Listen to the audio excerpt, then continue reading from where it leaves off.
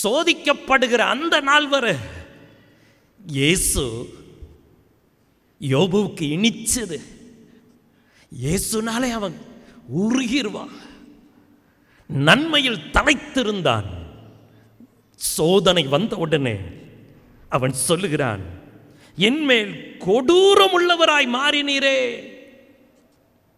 என்கிட்ட கொடூரமா நடந்துக்கிறீங்களே, இவ்வளவு கொடூரமாய் நடந்து கொள்ள நான் என்ன செய்தேன் அப்படின்னு சொல்லி வேதனையில், விரக்தியில், கஷ்டத்தில் யோபு பேசினான், குமுறினான், கொந்தளித்தான்.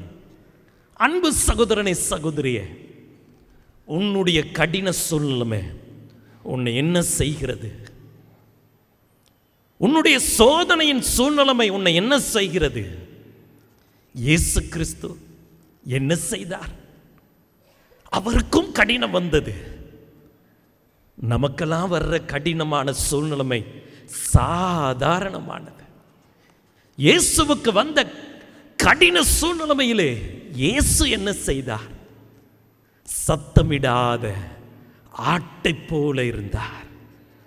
மயிர் கத்தரிக்கிறவனுக்கு முன்பாக சத்தமிடாத ஆட்டை போல இருந்தார்.